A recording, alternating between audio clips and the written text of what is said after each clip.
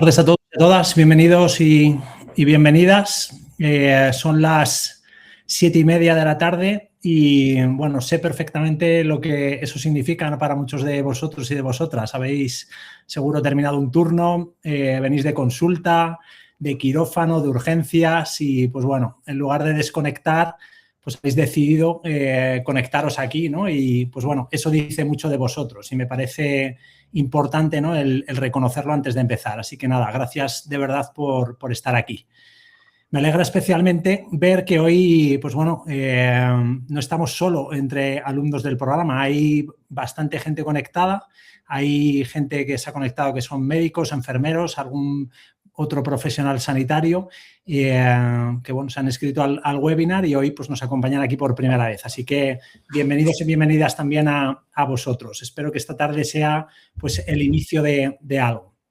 Así que bueno, hoy arrancamos el primer webinar formativo de nuestra promoción que inició el 23 de febrero de este año de Salucia.academy y este es un momento importante y pues bueno, quería empezarlo bien, ¿no? Antes de darle la palabra a nuestro ponente, necesito contaros, pues bueno, a quién tenéis delante, ¿no? Porque creo que no siempre somos conscientes, ¿no?, del nivel de las personas que han decidido acompañarnos en este proyecto.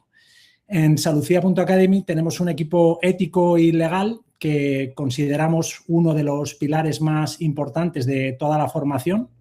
Lo componen 4 profesionales de primer nivel: Antonio Serrano Acitores, que está aquí con nosotros, Pablo Sáez Hurtado, Covadonga Torres y María Sánchez Vesga. Antonio es quien lidera este equipo y es la persona que tenemos hoy con nosotros. ¿Quién es Antonio? Pues bueno, os voy a dar algunos datos que tengo por aquí, que tengo que leer porque su currículum es como un libro ya, ¿no? Os voy a dar algunos datos y cada uno, pues bueno, que saque sus propias conclusiones. Antonio es abogado, es doctor en Derecho con premio extraordinario y empresario, tiene 7 másters y un MBA, es profesor titular de Derecho Mercantil en la Universidad Rey Juan Carlos de Madrid, donde además coordina el área de digitalización, innovación y comunicación, es coordinador de programas en el MIT Professional Education, ha ejercido en Linklaters, que es uno de los despachos más prestigiosos del mundo. Es asesor estratégico en inteligencia artificial en varias compañías del sector, entre ellas Logix, Maite y el Venture Capital de HealthTech CRB, del que también es inversor.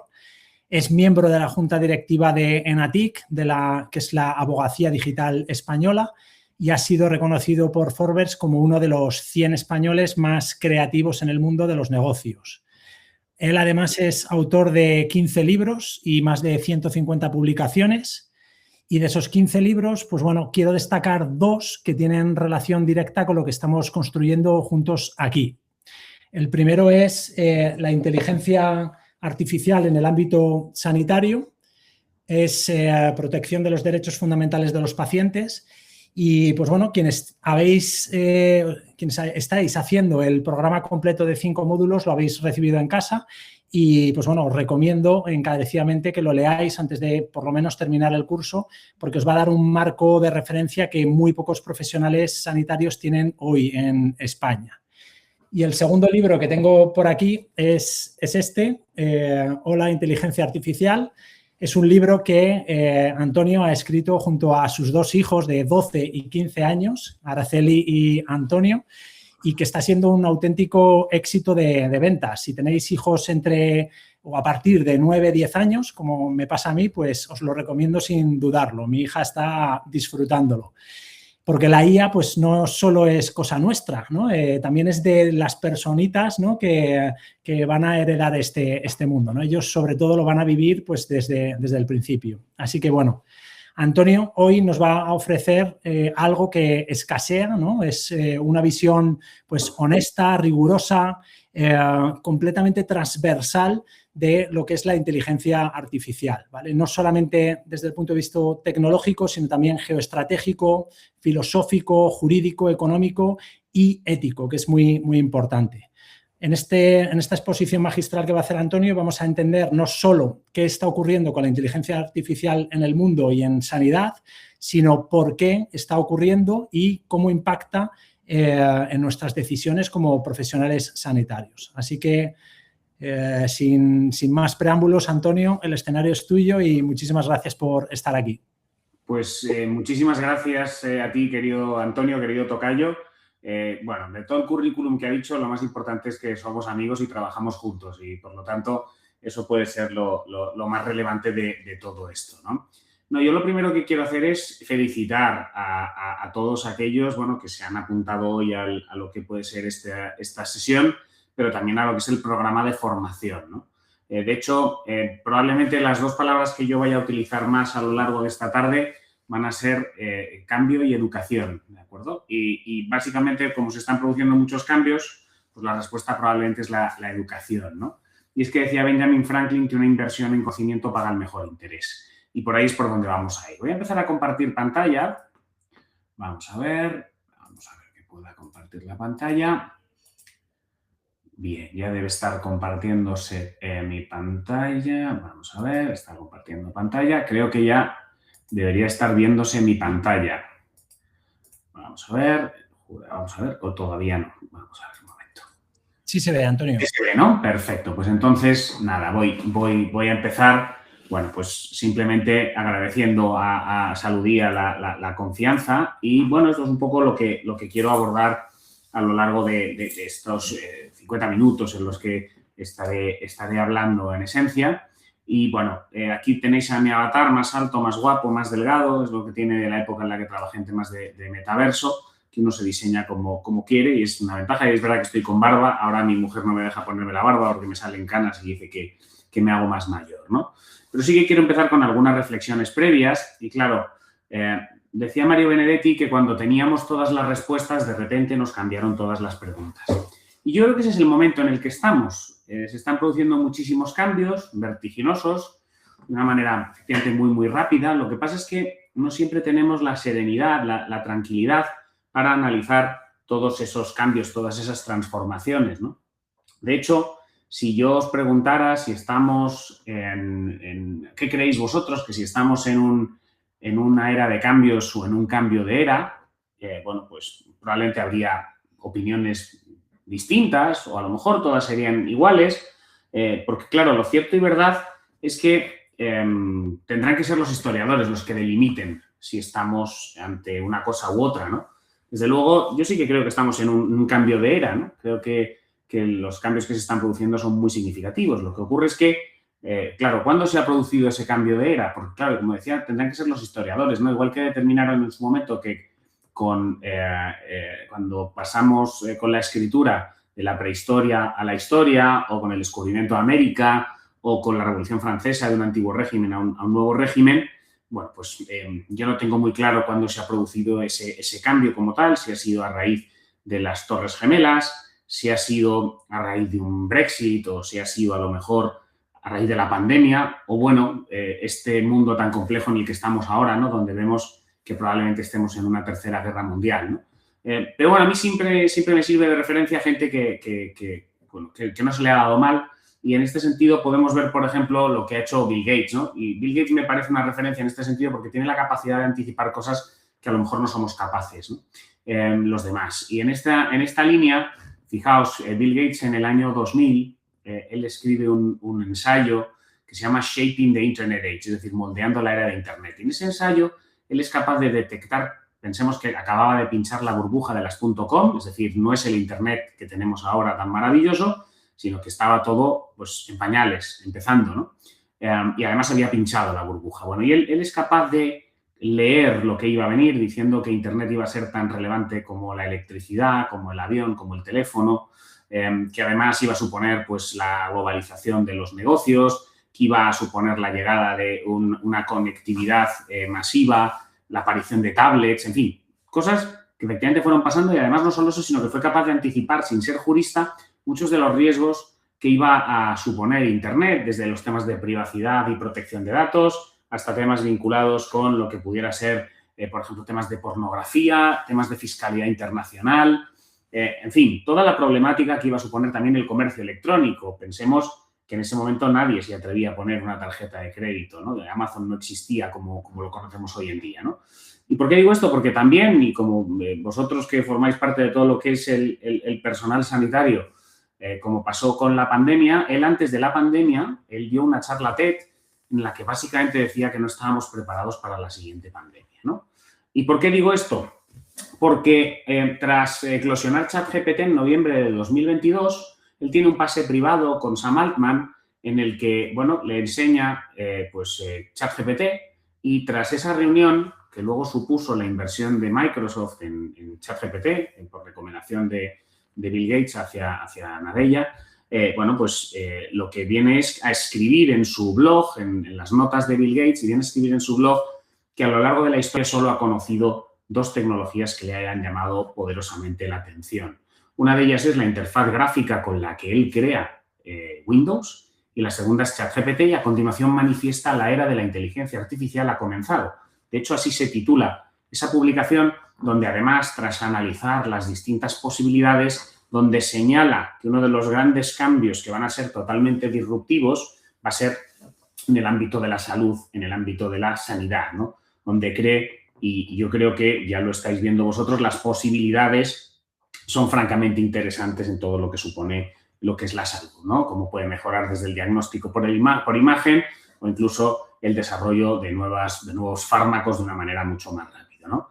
De hecho, bueno, incluso en la pandemia ya se utilizaron algunas técnicas de inteligencia artificial para el desarrollo de lo que pudo ser las vacunas, ¿no? Cómo todo esto va a ir creciendo como tal, ¿no? Entonces, al final, ¿qué es lo que va ocurriendo una vez que tenemos esto en cuenta? Bueno, pues que sí que es verdad que esto también genera mucha incertidumbre, mucho miedo, de ello vamos a hablar mucho. Y claro, el mundo tiene muchas preguntas y lo que puede ser la respuesta somos nosotros. Es decir, cada uno de nosotros podemos ser la respuesta a todas esas preguntas. ¿Y cómo? Básicamente con lo que estamos haciendo esta tarde, ¿no? Que es a través de la educación. Decía Paulo Freire que la educación no cambia el mundo, que cambia a las personas que van a cambiar el mundo. Y yo esto me lo creo a pies juntillas, ¿no? Y claro, como os decía, que educación y cambio, ¿no? Van a ser las palabras que más utilice probablemente a lo largo de esta tarde. Por ver un poco el tema de los cambios, yo creo que se están produciendo de manera simultánea tres grandes cambios, tres grandes transiciones que están alterando absolutamente todo, ¿no? Pues vamos a ir analizándolas en detalle y empezaré por básicamente un primer cambio, una primera transición, que es una transición de poder, ¿vale? Entonces, en esta transición de poder, si os fijáis en esta diapositiva, lo que estamos viendo es, en esencia, un mapamundi. Pero si nos fijamos bien, no es el mapamundi que tenemos en los colegios, ¿no? Alguno lo que me dirá es que es antiguo, otro que la cartografía a lo mejor es un poco defectuosa, y otros me diréis, no, es que está al revés. Y claro, yo lo que os tendría que responder aquí es, ¿al revés para quién? ¿No? O depende de quién lo mire, ¿no? Porque lo que tenéis aquí es el mapamundi que le entrega el jesuita Matteo Ricci en 1602 al 14º emperador de la dinastía Ming, a Wan Li, y lo traigo en esencia porque lo que se está produciendo ahora mismo es precisamente esto, que Europa ya no está en el centro. Y esto es interesante que lo analicemos, ¿no? Y es interesante ¿por qué? Básicamente porque lo que estamos a día de hoy es en una trampa de Tucídides, ¿no?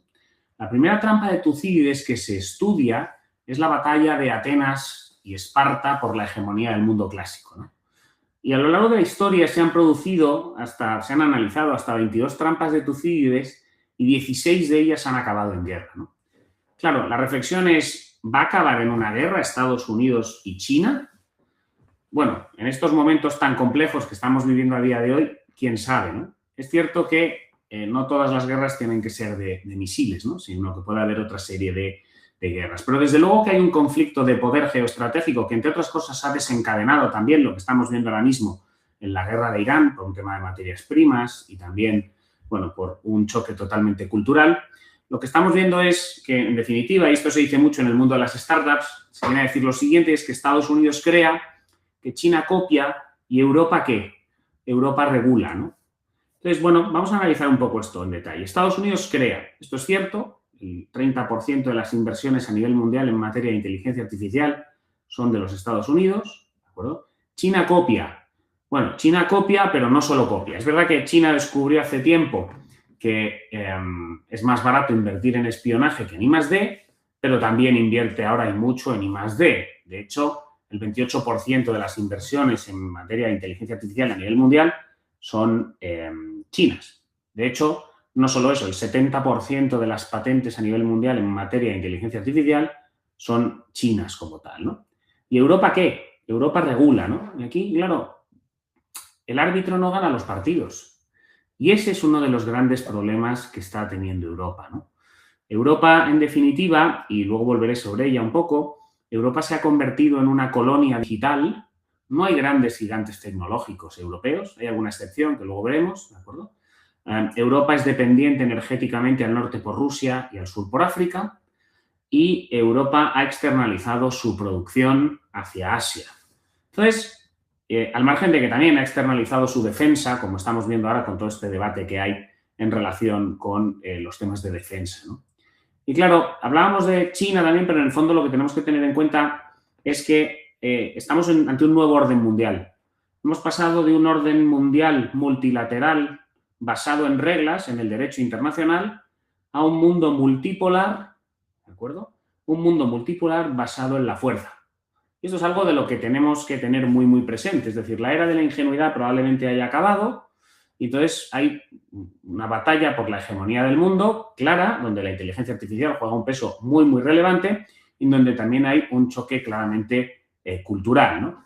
Entonces, ¿cuál es el problema de Europa? Europa, que, digamos, tiene una visión antropocentrista de lo que pueda ser la inteligencia artificial. Europa se asienta en la filosofía griega, en el derecho romano, en lo que es el humanismo judio-cristiano y luego la Ilustración, y gracias a eso se crean todo lo que son los derechos fundamentales, pero el problema de Europa es que ha perdido un peso claro en el mundo, ha perdido competitividad respecto a la tercera revolución industrial y al final Europa desafortunadamente se ha convertido en el museo del mundo y España en la cafetería. Dicho esto, y siendo crítico con Europa en algunas cuestiones, insisto en que los valores que supone Europa y Occidente creo que son los correctos. Lo que pasa es que, como luego veremos, nos vamos a tener que sentar a negociar con otras culturas, otras sociedades que no comparten esos valores y con los que vamos a tener que cerrar acuerdos por mucho que nos pese como tal, ¿de acuerdo? Y luego sí que es cierto que en el ámbito de la salud Europa sigue siendo un gran referente, ¿no? De hecho, antes cuando comentaba mi tocayo, yo ahora mismo estoy en un venture capital de salud digital, en CRB, donde estamos invirtiendo en compañías donde se produce la intersección entre la salud y las tecnologías más disruptivas, ¿no? Y estamos viendo algunas compañías francamente interesantes a lo largo de Europa. Pero bueno, son cuestiones que tenemos que tener en cuenta. Y luego, os decía, estamos hablando así de Estados Unidos, Europa, China, pero realmente más que de China, a lo mejor hay que hablar de toda una Asia confucionista, hay que hablar de una India compleja en el sentido de que tiene también una población enorme y grandes capacidades tecnológicas, pero un sistema de castas que, si bien jurídicamente está derogado, socialmente sigue presente. Estamos hablando de una Rusia ortodoxa, estamos hablando de una África también con un grandísimo crecimiento poblacional y donde además, unido con el Oriente Medio, pues se producen tensiones con determinadas facciones de la comunidad musulmana, ¿de acuerdo?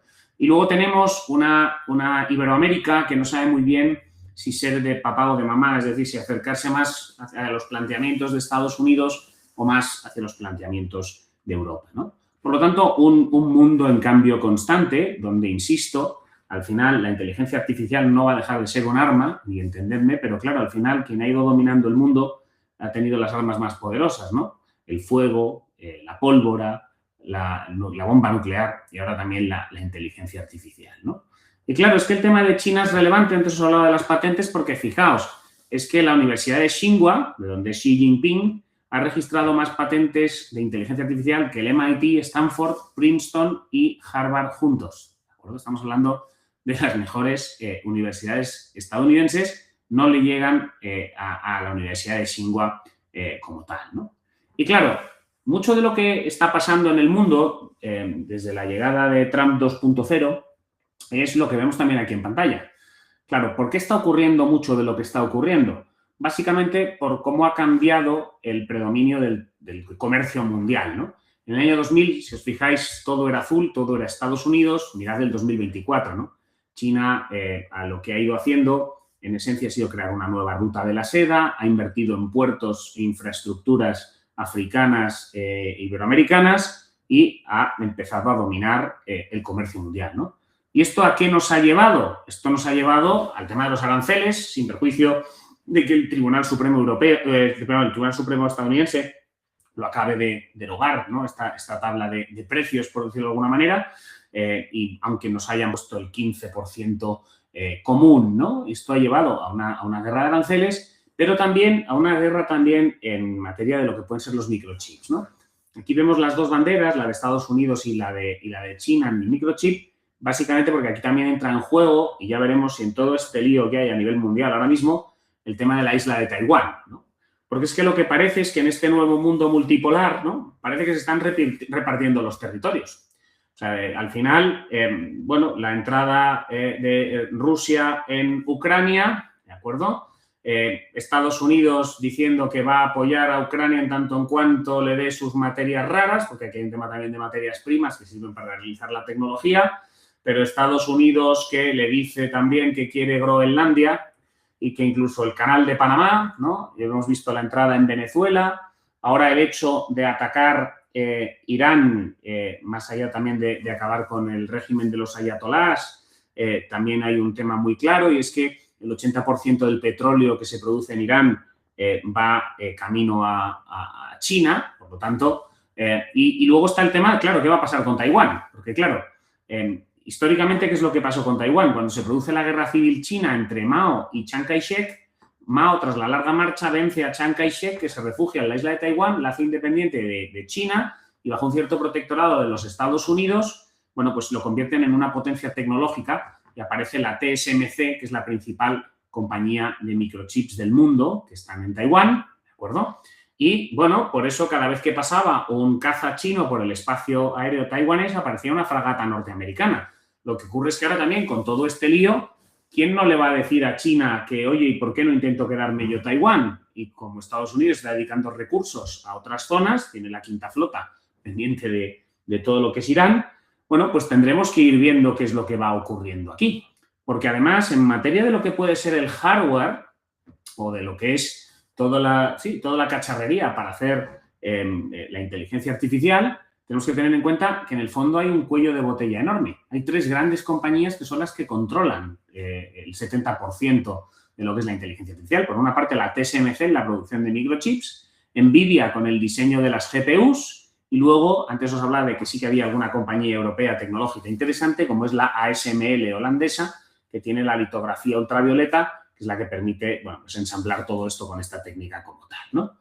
Claro, por lo tanto, tenemos a los países peleándose, pero es que además aparece también un nuevo actor, que son las grandes empresas, ¿no? Empresas, bueno, los han llamado los tecnoligarcas, los señores feudales de la tecnología, y fijaos que esta es la toma de posesión de Trump el año pasado en la Casa Blanca, y, bueno, como hacía frío y no se podía estar en Washington al aire libre, prefirió prescindir de algunos senadores y congresistas para que estuvieran aquí los grandes tecnólogos. De hecho, todos sabemos que Trump también llegó a la Casa Blanca gracias al apoyo de Elon Musk como tal, ¿no? Y claro, tenemos que reflexionar acerca del poder que están adquiriendo también estas compañías y sobre esto volveré luego, en tanto en cuanto pensemos, bueno, que quién está dando ahora, por ejemplo, Internet en Ucrania o en Venezuela, o en bueno, es una compañía privada como es los satélites de Starlink de Elon Musk, ¿no? Bueno, pues son cosas que tenemos que tener en cuenta. Y lo que os decía de Europa con las últimas elecciones europeas se le encarga a Draghi, al salvador del euro, y también se le encarga a Letta, ¿no? El informe Letta y luego el informe Draghi, que analicen un poco la situación de la competitividad europea y básicamente lo que detectan es que Europa está bastante floja en cuanto a competitividad, que ha perdido, bueno, pues si en la tercera revolución industrial estaba estaba incluso por encima de lo que podía ser el PIB en comparación en términos de PIB en relación con Estados Unidos, bueno, pues ahora mismo Estados Unidos nos saca 15 puntos de PIB, ¿no? Como tal.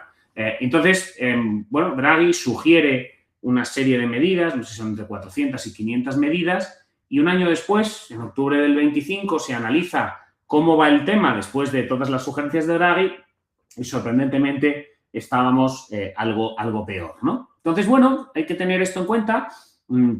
Parece que ahora que con la guerra Europa ha empezado a despertar, desde luego, en materia de defensa, de la necesidad de defensa, pero es que además, fijaos, la irrelevancia que ha llegado a adquirir Europa también en este sentido, en tanto en cuanto, fijaos, cuando Trump es nombrado presidente, lo primero que hace es mandar a Vance a la cumbre internacional de París, y Vance lo que hace es que amenaza a Europa en relación con el exceso de regulación en materia de inteligencia artificial y que no va a permitir que sus campeones tecnológicos se vean afectados por esa normativa. ¿Y Europa qué hace al día siguiente de estas amenazas de Vance? Hace dos cosas. Aprueba un proyecto de inversión de 200.000 millones de euros en materia de inteligencia artificial. Esto os lo comento porque va a haber dinero en Europa para temas de inteligencia artificial. Solo espero que se ejecute mucho mejor que todos los fondos de resistencia, resiliencia, NextGen, todo esto que aquí en España no ha sido bien ejecutado, como hemos visto. Y por otro lado, la Unión Europea tenía 3 textos normativos con los que quería regular la IA. Uno es el Reglamento de Inteligencia Artificial, que como sabéis está ya en funcionamiento, aunque no íntegramente. La parte gorda entra en vigor en el 2 de agosto de este año, del 26. ¿De acuerdo? Aparte de eso, una directiva sobre productos defectuosos que llevaran IA. Y luego una tercera normativa que era una directiva sobre responsabilidad por los daños que pudiera causar una IA. Bueno, pues al día siguiente de que Vance amenace, Europa guarda esta tercera en el cajón. No solo eso, ha habido mayores presiones a Europa y ahora mismo, lo que os decía, el reglamento no ha entrado totalmente en vigor. La parte gorda, que es la de los sistemas de alto riesgo de inteligencia artificial, entra en vigor en agosto de este año.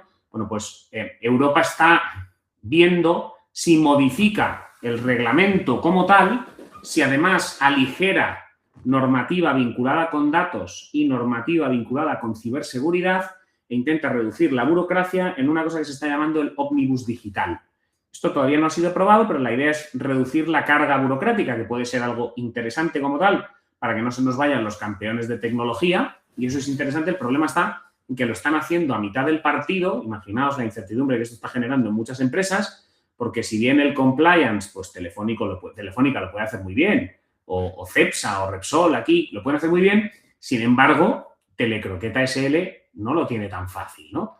Entonces, a mitad de partido van a cambiar las reglas y luego además verdaderamente no es por un tema de que se lo crean, es un tema por, en vez de defender ese valor estratégico que se consideraba en Europa de tener una IA ética, es simplemente por las presiones de los Estados Unidos como tal, ¿no? Y antes hablaba de la India, porque todas las cosas que hizo Trump nada más llegar al poder fue mandar a Vance también, después de la cumbre de París, a ver a Modi en la India, entre otras cosas porque la mujer de Vance es de origen indio, para llegar a un acuerdo en materia de defensa, energía y tecnologías estratégicas. Lo que pasa es que la India es un aliado complicado y luego volveré sobre esto, ¿no? Porque también en paralelo Trump se fue por Emiratos y por Arabia Saudita y por eso también ahora han atacado sus bases desde Irán para llegar a determinados acuerdos comerciales y también, bueno, pues Arabia Saudí se comprometió a crear uno de los mayores centros de datos del mundo allí, ¿no? Y lo que os decía de que la India no es siempre un aliado pues, fiable en este sentido, porque es un BRIC, y entonces siguen manteniendo relaciones importantes tanto con Rusia como con China. Tened en cuenta que tampoco la situación es fácil porque la India al final está, es frontera con Pakistán, también potencia nuclear, ya sabéis, con todo el tema de la franja, todo el tema de Cachemira, el problema que tiene. Y además también nos encontramos que ahora mismo que Pakistán está peleándose con Afganistán, ¿no? Está el mundo como muy, muy, muy revuelto, ¿no? Y además, lo que os decía con anterioridad, nos guste o no, y esta foto la recordaréis porque estos 3 señores estaban hablando de la longevidad y cómo vivir mucho más tiempo, nos vamos a tener que sentar a negociar con estos perfiles, nos guste o no. Aunque no compartamos valores, al final vamos a tener que intentar llegar a acuerdos de algún tipo con ellos, porque se está produciendo, en definitiva, un reparto de poder básicamente entre Rusia y especialmente entre China y Estados Unidos, ¿no? Y lo que decía de Europa, Europa parece que intenta hacer algo. Europa ha firmado Mercosur con los complejo que está siendo también para determinados sectores como el agrícola, ¿no? Ya hemos visto cómo en Francia y aquí ha habido grandes quejas al respecto. Veremos en qué es. Pero también el principal éxito que se quiere atribuir Ursula von der Leyen antes de irse es el acuerdo al que ha llegado con la India, ¿no? Para generar también un mercado interesante con ellos. Veremos, porque si os fijáis, la India está en todos lados y a ver por dónde funciona todo esto, ¿no? Por lo tanto, una primera transición, que es una transición de poder, donde vemos claramente que la inteligencia artificial resulta fundamental en esa transición de poder, ¿no? Pero, claro, uno de los temas también que es muy relevante es una segunda transición, que es una transición ecológica, una transición energética, donde vemos cómo se pretende pasar de la quema de combustibles fósiles hacia energías más limpias. Y aún así esto también ahora está sujeto a debate, ¿no? Porque Europa ha perdido parte de su competitividad renunciando a utilizar determinadas energías, mientras que los otros gigantes sí que lo hacían, ¿no? Y claro, lo que hemos visto es que hay un grandísimo debate acerca también de qué se consideran energías limpias o no, teniendo en cuenta que la inteligencia artificial necesita mucha energía como tal. ¿Ese es un problema? En mi opinión, no. En mi opinión, no, si soy capaz de generarla. Otra cosa es el origen de esas fuentes, ¿no?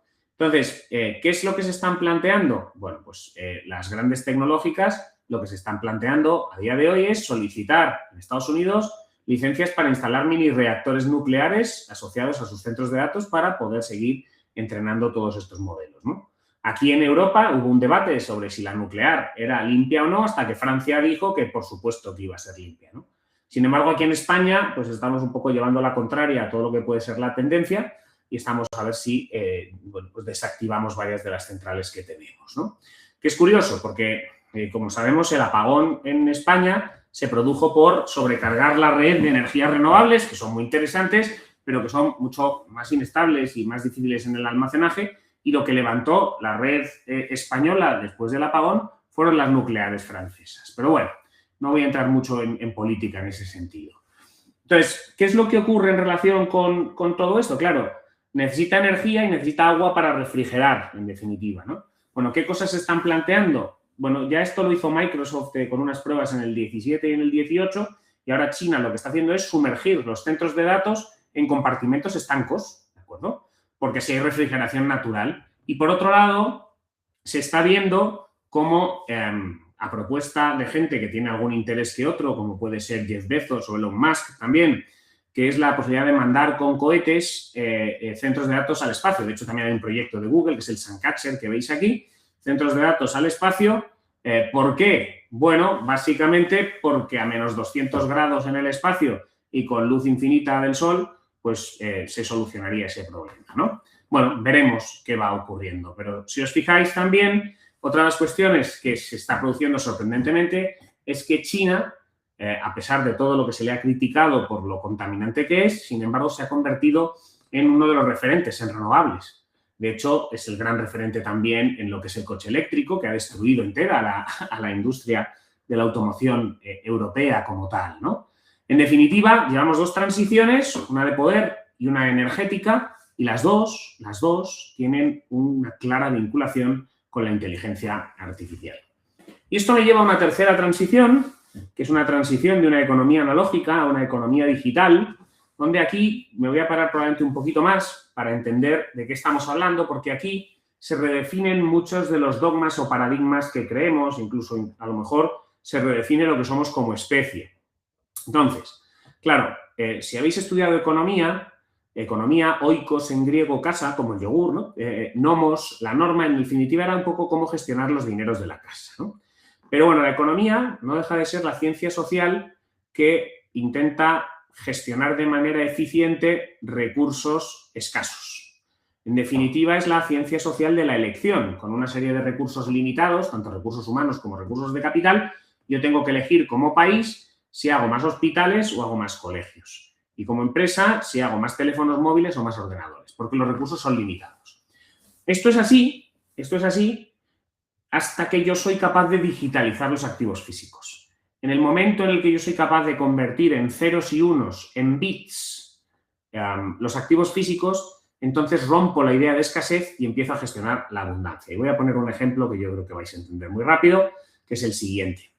Al final del día, o si queréis, cuando yo era más joven, cuando yo quería comprarme un disco de Mecano, y salía un nuevo disco de Mecano, yo me iba al Corte Inglés a hacer cola para comprar la cassette, y si llegaba tarde me quedaba sin ella y tenía que esperar 15 días a que llegara una nueva remesa de cassettes. Hoy en día, si Taylor Swift saca un nuevo single, eso es un archivo MP3 que se puede distribuir hasta el infinito y más allá sin pérdida de calidad y a un coste muchísimo más bajo. ¿De acuerdo?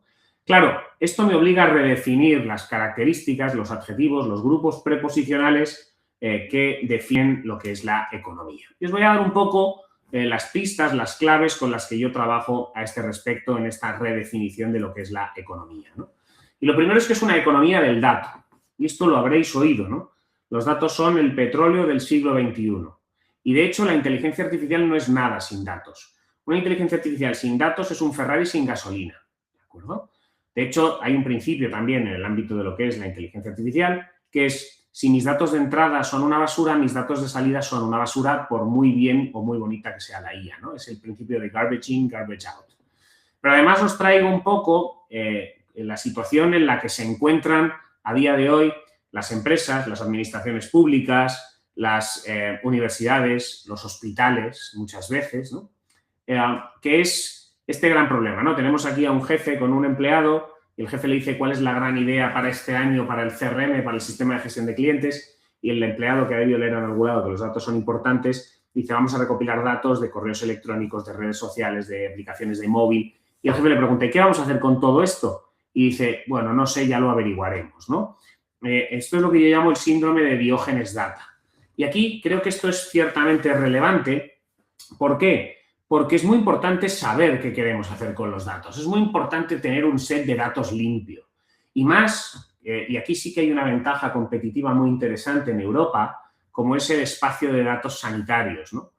Fijaos que aquí hay veces que en España, incluso entre las comunidades autónomas, hay problemas casi de transferir pacientes en una ambulancia entre comunidades autónomas. Fijaos la potencia que tiene un posible espacio sanitario de datos europeos, ¿no? Incluso que fuera a nivel mundial como tal, ¿no? Sí que es cierto que cuando estamos hablando de datos, estamos hablando tanto de procesamiento de datos, porque la IA no deja de ser un procesamiento de datos avanzado, estamos hablando de datos de naturaleza no personal y de naturaleza personal y, por lo tanto, ahí habrá que establecer las cautelas más relevantes. Y aquí tenemos que dejar de ser ingenuos como ciudadanos y ser conscientes de que muchas veces estamos regalando nuestros datos a cambio de nada, ¿no? Al final, todos nosotros solemos estar en redes sociales. Si yo os preguntara cuánto preguntamos por estar en redes sociales, me diréis que nada. Y claro, cuando algo es gratis, el producto eres tú, ¿no?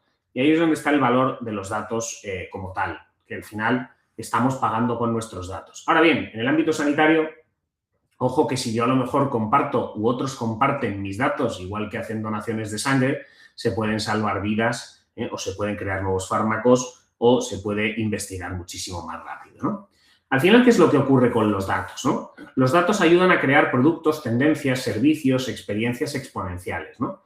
Y es que estamos en la cuarta revolución industrial, que es una revolución que se caracteriza por la convergencia de numerosas tecnologías disruptivas como el Big Data, el blockchain, el Internet de las cosas y, por supuesto, la inteligencia artificial y ya veremos cuando llegue la cuántica, ¿no?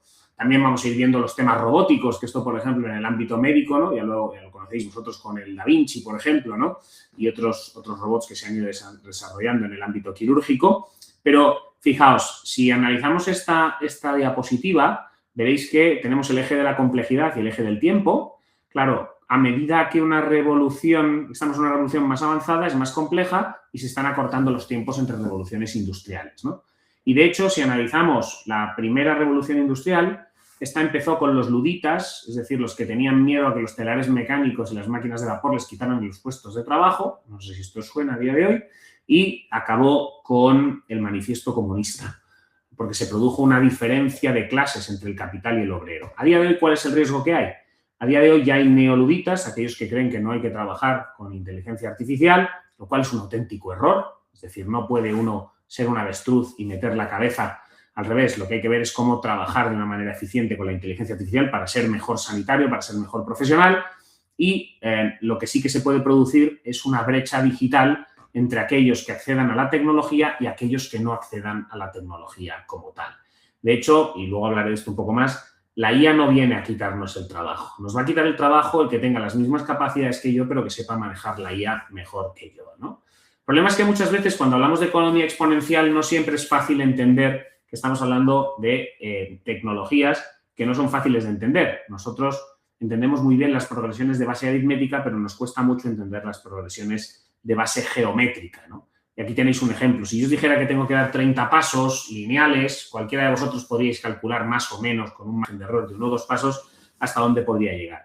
Pero si os dijera que tengo que dar 30 pasos exponenciales, pocos diríais que yo podría dar 26 vueltas a la Tierra, ¿no? Y estas son las tecnologías con las que estamos trabajando, porque además se agregan y trabajan y se mejoran las unas con las otras como tal, ¿no?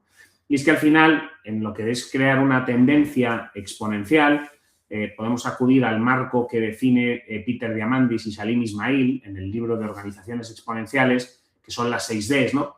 De cómo al principio lo que hacemos es que digitalizamos los activos físicos. Eso al principio es una tendencia exponencial al principio es deceptive, es decir, distorsiona, no la detectas hasta que te adelanta con números enteros, se vuelve disruptiva, es decir, cambia las reglas del mercado, lleva hacia la desmaterialización y por coger estas 3 Ds que he hablado de deceptive, disruptive y dematerialized, pensad, por ejemplo, en un smartphone, ¿no? Al principio, cuando teníamos los smartphones, cuando aparece el iPhone, ninguno pensábamos que íbamos a acabar todos con chepa mirando constantemente, ¿no? Es decir, una tendencia que no la detectábamos, pero que distorsiona en tanto en cuanto cuando se convierte en números enteros ya me ha adelantado, ¿no? Y eso cambió las reglas del mercado. O sea, todas las páginas web ahora están hechas para que sean responsive en los móviles, ¿no? Y lleva hacia la desmaterialización. Por seguir con el ejemplo del smartphone, pensad en la de dispositivos que tenemos incorporados en el teléfono y que antes eran físicos, ¿no? El mapa, la cámara de fotos, el DNI, lo que queráis, ¿no? Entonces, la idea de una tendencia exponencial también es que acabe tendiendo hacia la desmonetización. Una tecnología al principio suele ser cara, pero a medida que se vuelve masiva, se vuelve más barata y incluso, bueno, porque los costes se aminoran, ¿no? Y eso debe llevar, perdonad, hacia la democratización del uso de esa tecnología, de esa tendencia exponencial, ¿no? Por lo tanto, con los datos creo productos, tendencias, servicios, experiencias exponenciales. ¿Y cómo hago esto? A través de la economía de la atención. Aparte de que yo esté enamorado de esta señora que está en pantalla, que es la única que verdaderamente está disfrutando de lo que sea eso, un desfile, una Champions, no lo sé muy bien, lo que sí que tengo claro es que todas las plataformas por las que estamos, desde las redes sociales hasta Netflix, en fin, todas ellas se pelean por algo tan valioso como nuestro tiempo y lo que buscan es captar nuestra atención y retenernos cuanto más tiempo mejor. ¿Por qué? Para captar nuestros datos y conocernos mejor, poder perfilarnos y ofrecernos productos, servicios, tendencias a medida, ¿no? Y para eso aparece lo que se conoce como la economía de la experiencia. Y esto me lleva a reflexiones bastante curiosas, ¿no? Una es el fenómeno que llaman no ownership, cómo estamos pasando de la era de la propiedad a la era del acceso.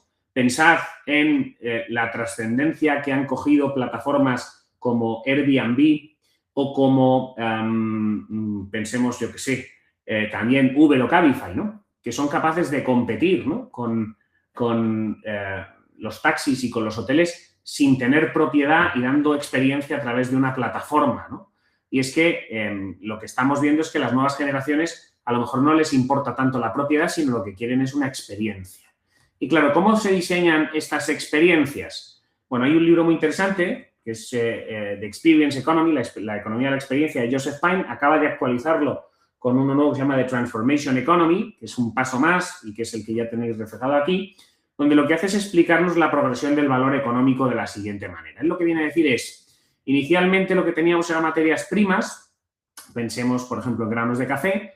Gracias a la tecnología fuimos capaces de customizar esa materia prima y convertirlo en un producto, y eso es un paquete de Saimaza en un lineal de un Mercadona, pero fuimos más allá y gracias a la tecnología fuimos capaces de customizar el producto y convertirlo en un servicio, eso es un café en cualquier bar, pero fuimos más allá y gracias a la tecnología fuimos capaces de customizar el servicio y convertirlo en una experiencia, y eso es Starbucks, con un aroma, una música, unos sofás, una conectividad wifi, una plataforma en la que pedir el café.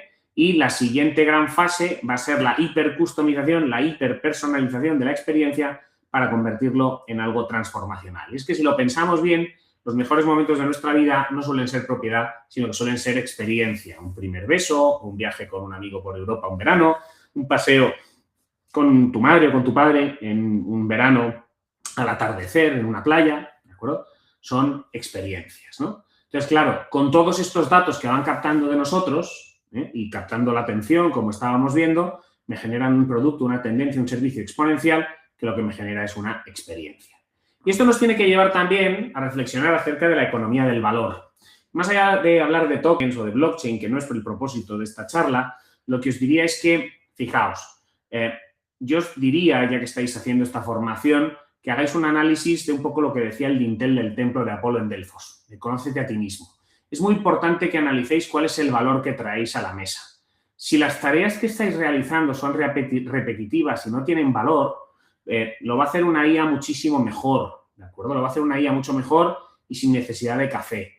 Entonces, lo que tenemos que tener en cuenta es que hoy en día o eres distinto o eres barato, o eres distinto o eres sustituible. Por lo tanto, analizad en qué sois buenos, qué es aquello que os apasiona, qué necesita el mundo de nosotros y por qué estarían dispuestos a pagarnos. Eso es lo que se conoce como la filosofía Ikigai.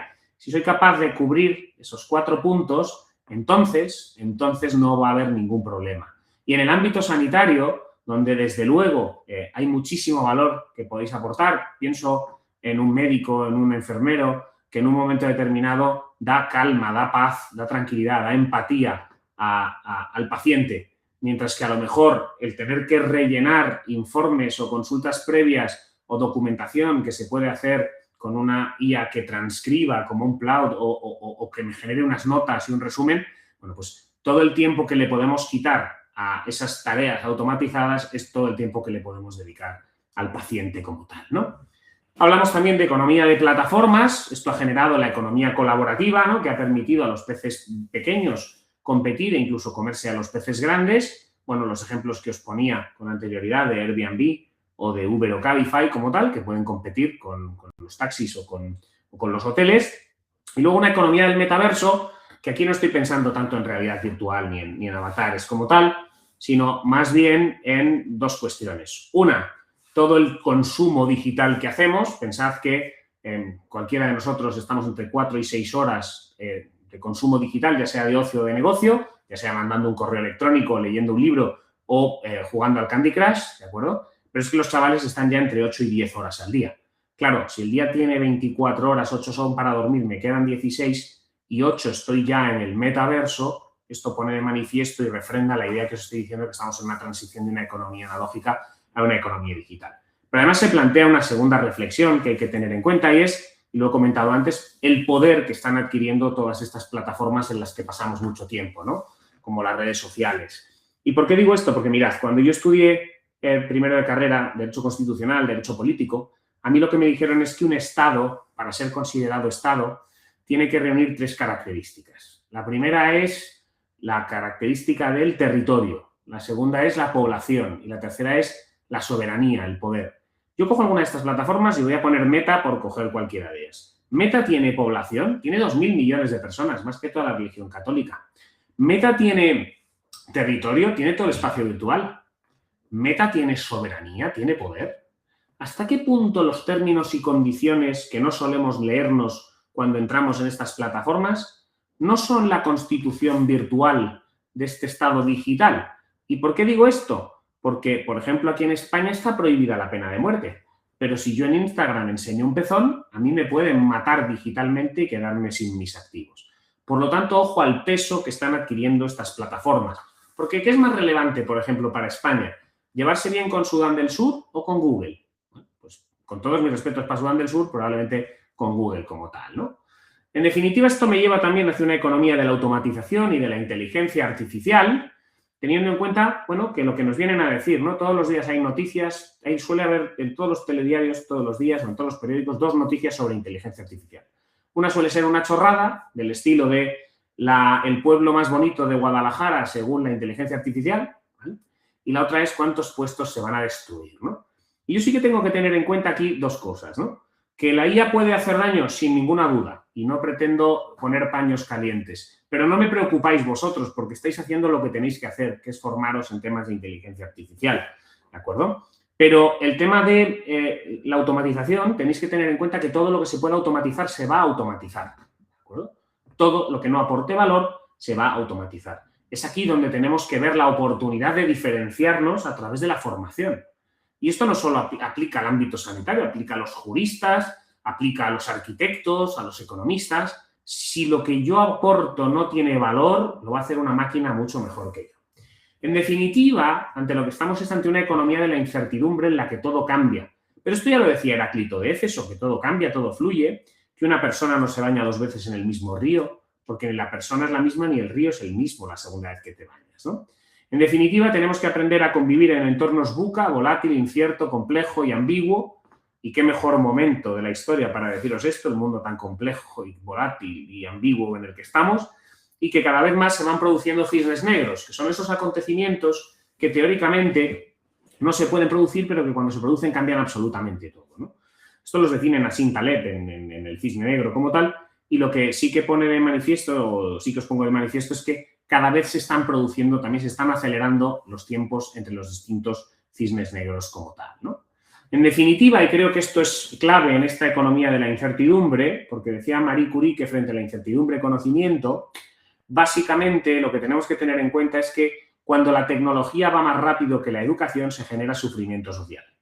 Mientras que cuando la educación va más rápido que la tecnología se genera prosperidad. Por lo tanto, insisto en que estáis en el sitio correcto. ¿Por qué? Porque para abordar la incertidumbre, y con esto voy a ir rematando y voy a intentar ser rápido, yo os recomiendo trabajar con 4 E's. La primera E es el esfuerzo. Todo lo que vale cuesta. Y quien diga lo contrario, miente. Y además sí que os digo que esto que decían de que la IA me iba a quitar el trabajo, pues yo ahora trabajo más que antes, ¿no? Y porque creo además que yo soy una persona con suerte, pero siempre digo que la suerte es donde confluyen la preparación y la oportunidad, ¿no? Es algo que decía Séneca como tal. Entonces, el esfuerzo para mí es clave. La segunda es la excelencia. Aquí os traigo el lema de una de las compañías que yo también ayudé a...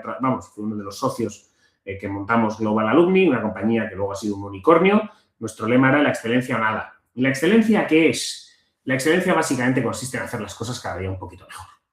La excelencia entendida como hábito y no como acto. Y esto lo decía Aristóteles como tal, ¿no?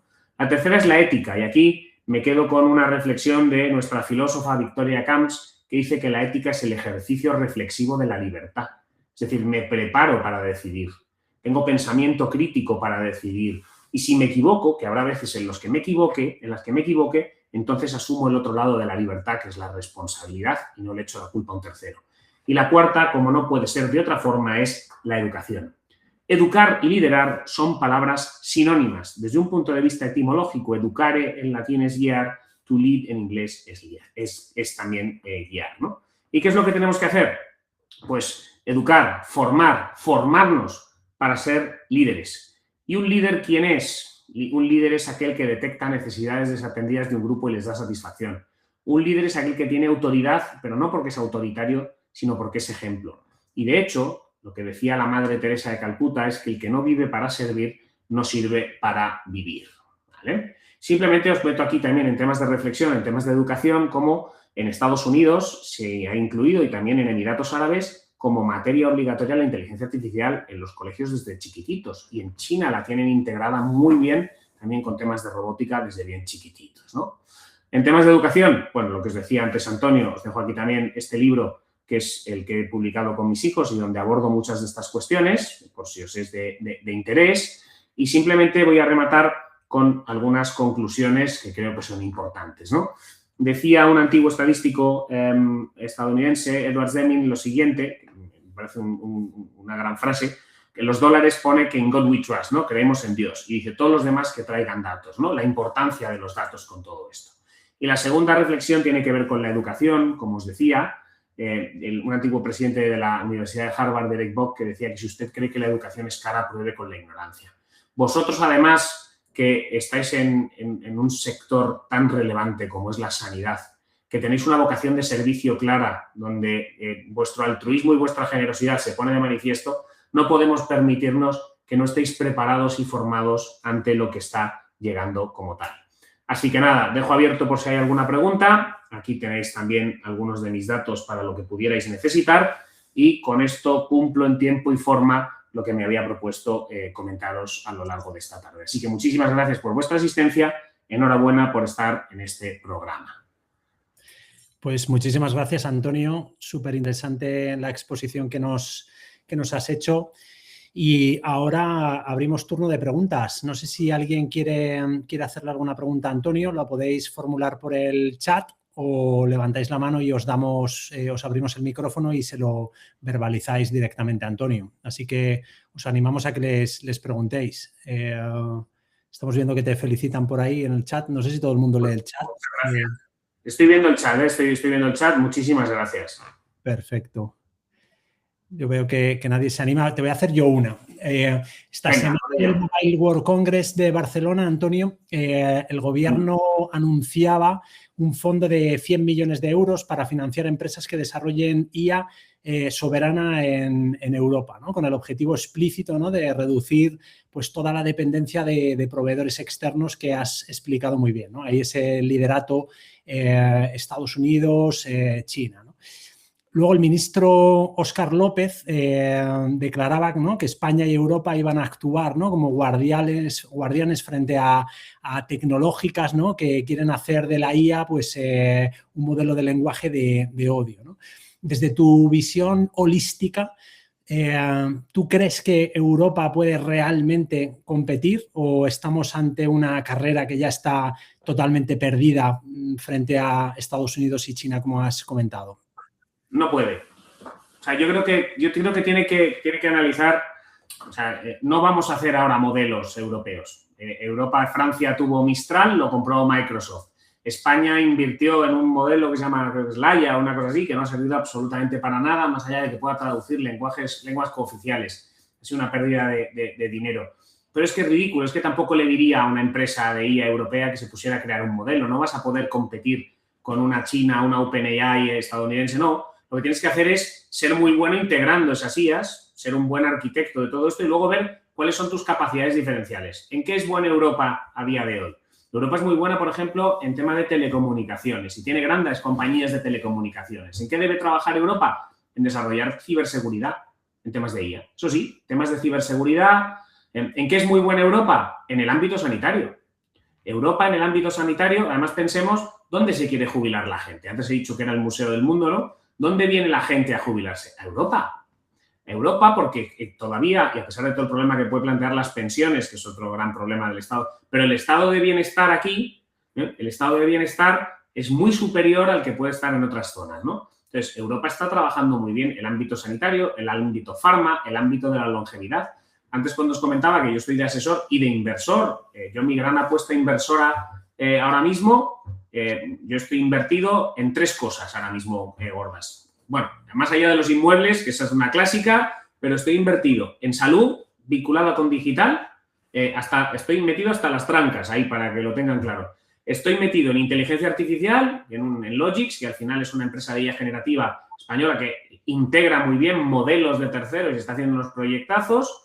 Y luego estoy metido en educación porque es algo en lo que estoy metido siempre. Entonces, yo creo que además el sector que va a suponer un verdadero cambio de paradigma en los próximos años con la gran satisfacción que nos va a generar a todos es el sector de la salud. O sea, creo que la tecnología ha venido a cambiar el mundo de la salud de una manera bestial y que vamos a poder vivir mucho mejor y con mucha mejor calidad de vida gracias a lo que vamos a ir viendo. Entonces, a mí hay veces que lo que me molesta es que utilicemos la IA para hacer chorradas. Es decir, no, he hecho un meme, pues muy bien, bueno, pues fenomenal.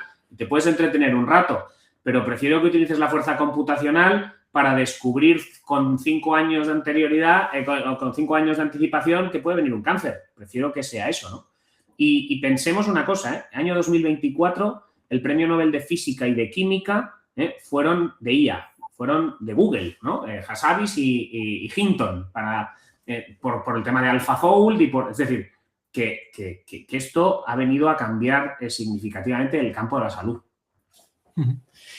Pues, ¿y esto cómo afecta a nuestros profesionales sanitarios que, pues eso, ahora mismo dependen de herramientas que están desarrolladas fuera de la Unión Europea, ¿no? Y datos que no controlamos, regulaciones que ni siquiera hemos diseñado nosotros, ¿cómo les afecta a ellos? Les afecta en que no se pueden quedar atrás. O sea, creo que esto no es opcional, porque o cambias o te cambian, ¿no? Entonces, al final tienes, y eso no solo eso, es que es una ventana de oportunidad. Es una ventana de oportunidad para ser un mejor profesional del mundo de la salud. Es una oportunidad para ser mucho mejor. porque se van a poder hacer muchas más cosas, va a poder ser mucho más eficiente, va a poder, en fin, esto, al final la inteligencia artificial no deja de ser una herramienta que potencia lo que tú eres. O sea, si tú eres un vago vas a ser mucho más vago, si eres creativo vas a ser muchísimo más creativo. Por lo tanto, si eres un buen médico, por ejemplo, vas a ser un médico todavía muchísimo mejor, porque la mejor combinación que existe a día de hoy es un humano con una serie de principios, de valores, con un pensamiento crítico, con una buena preparación, una buena formación y una máquina bien afinada. Porque por separado no son tan buenos ninguno de los dos. Entonces, un humano bien preparado, que le diga a una IA cómo tiene que trabajar, eso es imbatible. Sí, totalmente. Creo que hay por aquí una pregunta, dice por aquí, si miras la velocidad actual de la IA en salud, ¿en qué horizonte realista crees que veremos un cambio de verdad en el día a día? No pilotos, 6, 12 meses, 2, 3 años. A ver, dice, ¿qué hito concreto te haría decir que ya hemos cruzado el umbral y qué barrera es la que más ves, que es la que más va a retrasarlo? Regulación, datos, integración con sistemas, responsabilidad legal o cultura clínica. A ver, son varias cosas y todas potentes, las preguntas y buenas. A ver, el tema de la velocidad, cada vez me atrevo a hacer menos predicciones, ¿no? Por contaros una anécdota, el otro día me pidieron que fuera en el CSDEN para el tema de defensa para ayudarles a diseñar un operativo, o sea, las tecnologías de aquí a 2045 en relación con la defensa. Y claro, yo lo primero que dije es, pero ¿cómo voy a hacer una predicción a 2045 si ya no soy capaz de hacerla ni a 6 meses? No soy capaz. Esto cambia constantemente, cambia muy, muy rápido y hay que estar encima de ello. Entonces, ¿qué ocurre? Yo creo que se va a acelerar mucho más rápido de lo que teníamos en la cabeza. Pensad que también estamos ya al borde de que llegue la computación cuántica y eso acelerará todavía más esto. Entonces, no sé darte plazos. También te digo que con la aparición de la IA generativa en el 2022, la exponencialidad está siendo bestial. Porque más allá de que puedan ser discutibles las valoraciones de las compañías de IA, que probablemente estén muy infladas las valoraciones, lo que sí que tengo claro es que esta es una tecnología que ha tocado tierra y que está cambiando las cosas y que ya está haciendo cosas, ¿no? Y de hecho, ahí sí que da gusto cuando ves noticias donde lo que te dicen es que hay IAs que ya son capaces de diagnosticar algunos cánceres con una precisión del 90 y tantos % con anterioridad a lo que se hacía antes, ¿no? O en el diagnóstico por imagen, en fin, todas estas cuestiones. Luego, el tema del umbral, pues se están produciendo tantos cambios y tan a la vez que no sabría decirte. A ver, yo creo que uno de los grandes hitos va a ser el descubrir las soluciones contra el cáncer, ¿no? Soluciones verdaderamente, creo que eso es uno de los grandes temas, ¿no? Más allá de buscar ser inmortal o la longevidad como tal. Y lo que puede retrasar esto más, pues tú mismo te estás respondiendo. Yo creo que el tema de la regulación, si no hacemos una regulación flexible que permita trabajar en beneficio de todos, si no compartimos datos, porque aquí la clave de la IA es que tenga datos y en el ámbito sanitario, más allá de que hay que tener cuidado con que la IA no tenga sesgos, que no establezca discriminación por una enfermedad, por una discapacidad, por una futura enfermedad que detecten en mi ADN o cualquier cosa de estas, los datos hay que compartirlos. Y luego va a haber un tema mucho de cultura. El tema de cultura, yo esto lo veo, por ejemplo, en el mundo educativo, la principal resistencia son los profesores muchas veces. Muchas veces tener en cuenta que nos cuesta, que el cambio nos cuesta a todos. El cerebro es perezoso y un cambio le supone utilizar energía. Y entonces hay resistencia al cambio, es muy humano. Entonces, pero el tema de cultura, no clínica, sino cultura, del cambio, eso hay que trabajarlo muchísimo. ¿De acuerdo? Perfecto, pues muchas gracias, Antonio. No sé si hay más preguntas. Si no, antes de despedirnos, os habíamos prometido un regalo y lo vamos a cumplir para todos los profesionales que hoy nos habéis acompañado desde fuera del programa, que hay médicos, enfermeros.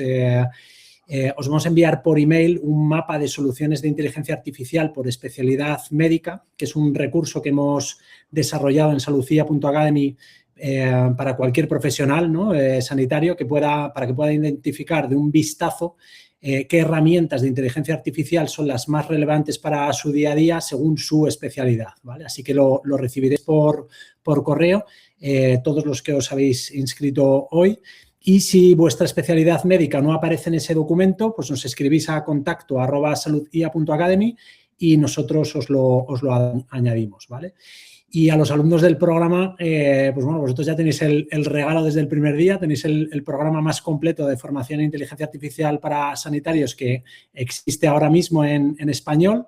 Tenéis a Antonio Serrano, quiero decir, que aquí somos todos tocayos, y a todo el equipo acompañándonos. Y bueno, los que tenéis el programa Premium tenéis su libro en casa, ¿no? Así que no hace falta más papel, lo que hace falta es, pues eso, tiempo para aprovecharlo todo y bueno, pues eso sí que es un regalo. Así que nada más. Muchísimas gracias a todos por esta tarde y gracias especialmente a Antonio Serrano por regalarnos esta visión, ¿no?, tan necesaria y tan honesta y tan realista. Así que, pues bueno, nada más, Antonio. Muchísimas gracias. Un placer y nada, animarles a todos a que sigan así, que es la clave. Frente a esto, la educación, educación y educación. Así que nada, que tengáis muy buena tarde y muchas gracias por invitarme esta tarde.